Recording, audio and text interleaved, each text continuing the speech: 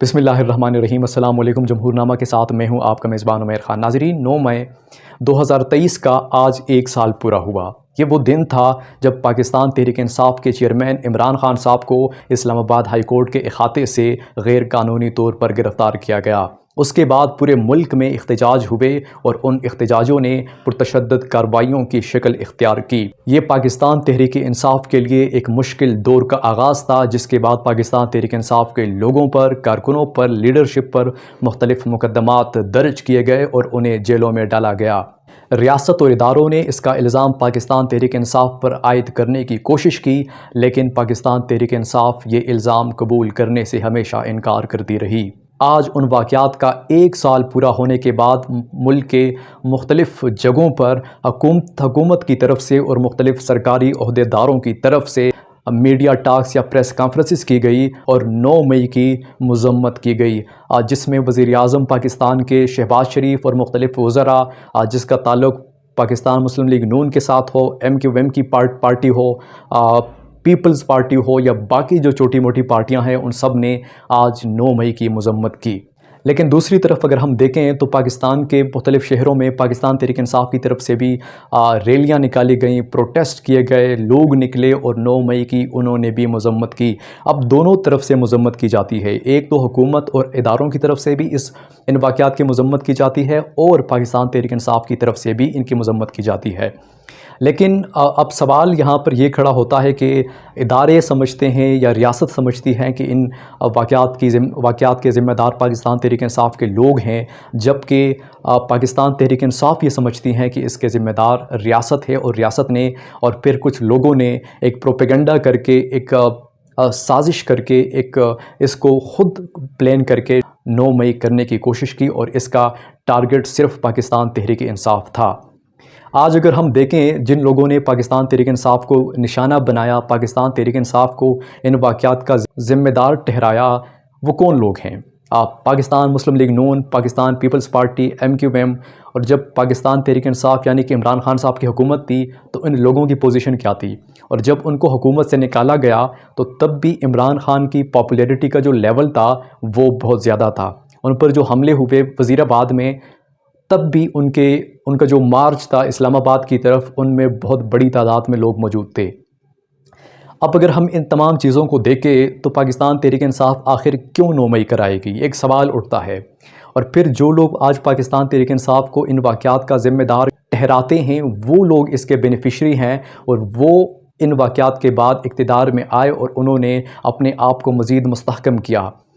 انہوں نے اپنے کیسز ختم کرائے، اور وہ اس 9 مئی کا سارا فائدہ ان کو حاصل ہوا، اور آج وہی لوگ 9 مئی کے اوپر بات کرتے ہیں اور اس کا ذمہ دار پاکستان تحریک انصاف کو ٹھہراتے ہیں۔ لیکن آج کا دن پھر بھی، کیونکہ ایک تو پاکستان تحریک انصاف پیچھے نہیں ہٹ رہی، وہ قبول نہیں کر رہی، اور وہ ایک بندے کی وجہ سے ہے، وہ ایک شخصیت کی وجہ سے ہے جن کا نام عمران خان صاحب ہیں،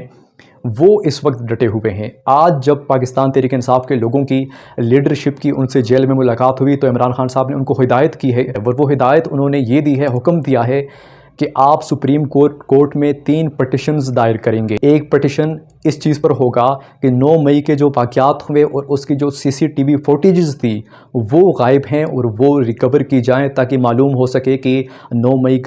مئی کے اصل ذمہ دار کون لوگ ہیں اور ماسٹر مائنڈ اس کے پیچھے کون تھا اور پلاننگ کن لوگوں نے کی۔ دوسری انہوں نے کہا کہ 9 مئی کے دن ہمارے 16 لوگ شہید ہوئے، اور اس کے لیے بھی وہ پٹیشن دائر کریں گے سپریم کورٹ میں، تاکہ اس کا بھی واضح ہو کہ ان 16 شہداء کا ذمہ دار کون ہے اور اس پر کون کیا رسپانس دیتا ہے اور یہ ذمہ داری کس کے کھاتے میں جاتی ہے۔ اور تیسری جس چیز کے اوپر انہوں نے پٹیشن دائر کرنا ہے وہ نگران وزیر اعظم نے جو بات کی ہے، یعنی کہ سابق نگران وزیر اعظم نے، انوار الحق کاکڑ نے ایک بحث میں حنیف عباسی کے ساتھ انہوں نے کہا کہ اگر میں فارم 47 کے اوپر اپنا منہ کھول دوں تو آپ لوگوں کے پاس کچھ نہیں بچے گا، اور اس چیز کو بھی جواز بنا کر پاکستان تحریک انصاف سپریم کورٹ میں پٹیشن دائر کرنے جا رہی ہے۔ اب یہ 3 بڑے اہم کیسز ہیں، اور ان تینوں کیسز بہت ہی طاقتور ہیں۔ اگر سپریم کورٹ اس کے اوپر ایکشن لیتی ہے اور کوئی فیصلہ دیتی ہے تو یہ پاکستان تحریک انصاف واضح طور پر وہ ایک تو انکار کرتے ہیں 9 مئی سے، اور جب اس کے اوپر فیصلہ آئے گا، انویسٹیگیٹ کیا جائے گا، وہ فوٹیجز جو اس وقت غائب ہیں وہ سامنے آئیں گی، تو پھر یہ معاملات مزید آگے بڑھ سکتے ہیں۔ اس کے علاوہ آج 9 مئی کے حوالے سے مختلف سکولز کے بچوں نے ریلیاں نکالی گئی کہ 9 مئی کا واقعہ نہیں ہونا چاہیے تھا، اور اس میں پاکستان تحریک انصاف کو ایک بینرز بھی انہوں نے اٹھائے ہوئے تھے، پلے کارڈز بھی ان کے ساتھ تھے، اور اس پر یہ لکھا تھا باقاعدہ طور پر کہ 9 مئی ایک سازش تھی اور وہ پاکستان تحریک انصاف نے کرائی، اور یہ پاکستان کے اداروں کو اور ریاست کے خلاف ایک سازش انہوں نے تیار کی تھی۔ لیکن جو اسٹوڈنٹ تھے انہوں نے ان ریلیوں میں پاکستان تحریک انصاف اور خاص کر عمران خان صاحب زندہ باد کے نعرے لگائے۔ اب وہ ان کے پاس جو پلے کارڈز تھے، بینرز تھے، وہ اس پر کچھ لکھا تھا، اور وہ جس کے خلاف وہ پلے کارڈز اور بینرز ان کو تھمائے گئے تھے اور انہیں سڑکوں پہ نکالا گیا تھا، انہی ریلیوں میں، انہی احتجاجوں میں، انہی جو آپ کی سولیڈیرٹی کے لیے نکالی گئی ریلیاں تھیں، ان میں پاکستان تحریک انصاف اور خاص کر عمران خان صاحب کے نعرے لگے، اور انہوں نے عمران خان زندہ باد کے نعرے لگائے۔ اب یہ جو چیزیں سامنے آتی ہیں، کیونکہ ایک طرف تو لوگوں کو ایک پری پلین طریقے سے ان کو سیٹل کرنے کی کوشش کی جا رہی ہے، سسٹم کو سیٹل کرنے کی کوشش کی جا رہی ہے، اور دوسری طرف عام لوگ، عام بندہ، عام پاکستانی اس کو ماننے کے لیے تیار نہیں ہے۔ اب جو جنگ ہے اس وقت وہ اسٹیبلشمنٹ اور پاکستان تحریک انصاف کے درمیان ہے، اور یہ جنگ گزشتہ 1 سال سے زیادہ کے دورانیے پر مشتمل ہے، اور یہ جنگ ختم ہونے کا نام نہیں لے رہی۔ ادھر سے عمران خان صاحب بھی معافی مانگنے کے لیے تیار نہیں ہیں، اور وہ کہتے ہیں کہ معافی مجھ سے مانگی جائے، اور ہو سکتا ہے کہ میں انہیں معاف کر دوں، میں کس چیز کی معافی مانگوں، اور معافی مانگنے کا سوال ہی پیدا نہیں ہوتا۔